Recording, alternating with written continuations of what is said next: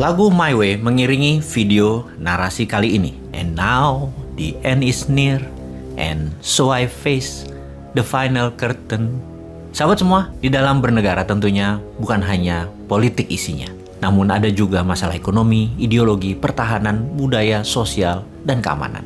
Di dalam bernegara bukan melulu memfokuskan kepada siapa yang nanti akan jadi presiden 2024. Partai apa, mengusung siapa. Namun, memahami keekonomian sangatlah penting.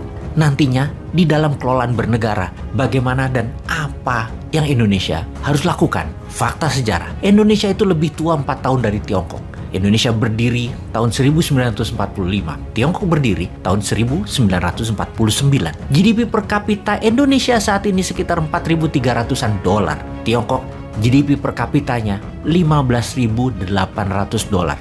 Singapura merdeka tahun 1965, 20 tahun lebih muda dari Indonesia. GDP per kapitanya 59.500 dolar. Indonesia jauh tertinggal. Ini kalau kita bernegaranya jantan. Kita mengakui bahwa memang ada yang salah di dalam mengelola potensi negara Indonesia dalam 7 kepresidenan saat ini. Haluan negara dan nation interest-nya belum world class. Itu sekali lagi kalau kita jantan. Namun kalau kita bangsa yang cari selamat, maka kita akan membandingkan dengan negara lain yang lebih lemah. Seperti mengatakan, itu Ethiopia masih miskin, Myanmar masih miskin, India masih di bawah kita. Untuk hal ini, terserah Anda memandang diri Anda sendiri. Merasa kita di bawah performa atau merasa kita sudah cukup seperti apa adanya saat ini adalah yang terbenar dan yang terbaik untuk Indonesia. Bagi New Mind, Indonesia adalah Ferrari yang dibawanya hanya 30 km per jam. Takut-takut, bingung, dan gak pede. Jadi untuk membuat kita pede, kita mempelajari tentang geoekonomi, mempelajari bernegara dari sisi ekonomi. Kita ke tahun 1080-an sekarang. Masa kejayaannya Mas Boy, lintas melawai, breakdance, musik punk, rambut punk, jazz over shoulder, Walkman, kaset, dan lain sebagainya. Cultural pop dan ledakan teknologi baru terjadi di Indonesia dan pastinya terjadi di seluruh dunia. Keceriaan di sisi lainnya ada kegelapan ternyata. Di sisi Amerika Latin, di tahun 80-an adalah tahun bencana. Bahkan Amerika Latin menyebutnya dekade 80-an tersebut sebagai the lost decade. Mengapa? Karena mereka menghadapi masalah financial turmoil, masalah keuangan yang parah. Debt typhoon atau badai hutang menghantam ekonomi Amerika Latin yang dikarenakan di tahun 80-an tersebut ada 2 kali kenaikan harga minyak bumi, oil price shock, yang membuat banyak negara Amerika Latin menjadi defisit neraca perdagangannya. Meksiko adalah negara pertama yang tumbang, mengatakan dirinya bangkrut di tahun 1982, menyatakan negaranya tidak mampu membayar hutang. Ternyata membuat efek domino di berbagai negara Amerika Latin yang juga memiliki hutang negara yang sangat besar.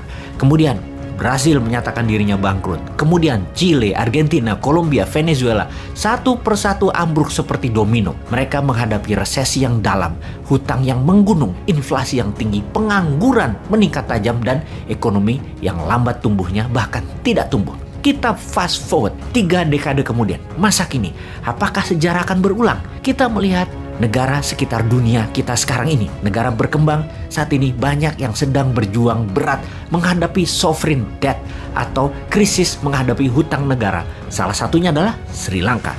Ekonomi Sri Lanka sudah ambruk, hutang menumpuk, cadangan devisa hanya sisa 1 bulan lagi untuk membeli produk kebutuhan nasional yang tidak bisa diproduksi oleh Sri Lanka. Dan parahnya, Sri Lanka kebutuhan pokok hariannya 60% impor. Ini semua terjadi karena Sri Lanka mismanagement mengelola potensi negaranya.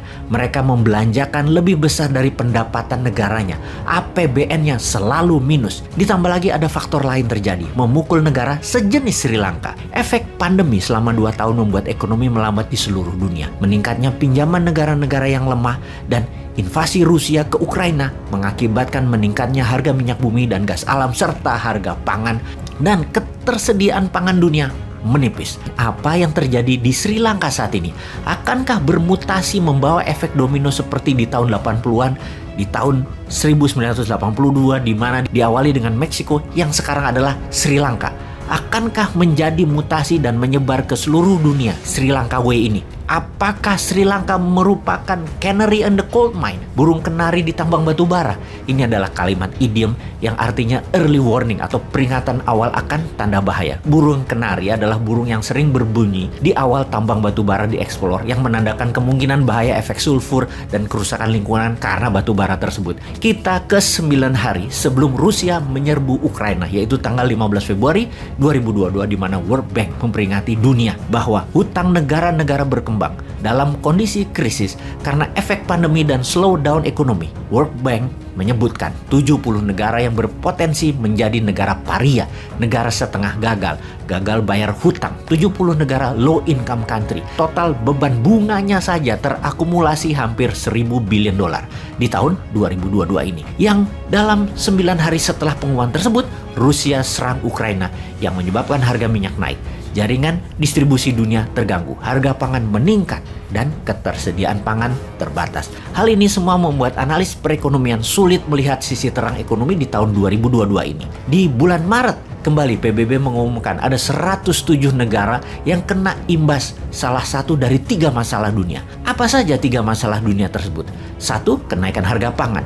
2. Kenaikan harga energi. Dan ketiga, kondisi perekonomian dalam negeri yang berat seperti inflasi meningkat, banyaknya pengangguran, dan lain sebagainya. Dari 107 negara yang bermasalah tersebut, mereka mewakili 1,7 miliar manusia alias 20% populasi dunia. Dari 107 negara yang kena pengaruh satu di antara 3 masalah, ada yang menarik. Ada 69 negara di dalamnya yang menghadapi ketiga masalah tersebut sekaligus, yaitu masalah pangan, masalah energi, dan masalah keuangan. Jadi 69 negara tersebut bisa seperti Sri Lanka, yaitu 25 negara ada di Afrika, 25 negara ada di Asia Pasifik, dan 19 negara di Amerika Latin. Ekonomis bahkan menduga negara di Afrika seperti Mesir saja terkena 3 pengaruh masalah dunia tersebut, apalagi negara lain. Gandum, makanan utama Mesir, sudah mulai hilang dari pasaran Mesir dan harganya sudah naik 50%. Pemerintah Mesir baru-baru ini mengatakan cadangan pangan hanya bertahan 3 bulan lagi di bulognya Mesir. Tunisia, pencetus awal Arab Spring, hutangnya sudah 100% GDP, inflasi 7%, yang bisa menyebabkan masyarakat turun ke jalan karena masalah ekonomi tersebut. Lebanon dalam 2 tahun ini sudah meningkat 11 kali mengenai kebutuhan harga-harga pangan tersebut. Kemudian mata uang Lebanon, pound, turun nilainya hingga tinggal 10%. Dan hutang negara tersebut 360% dari GDP. Parahnya lagi, Lebanon pengimpor gandum 80% dari Ukraina yang sekarang nol. Tidak ada supply lagi, Lebanon sudah kekurangan pangan. Cerita tadi akan terus panjang, data akan terus bertambah. Namun, moral of the story-nya, apakah Indonesia melihat peluang di sini? Apakah kita bisa menjadi negara global player? Apakah kita masuk negara yang bermasalah sebentar lagi? Anda yang bisa menjawab itu semua, sahabat.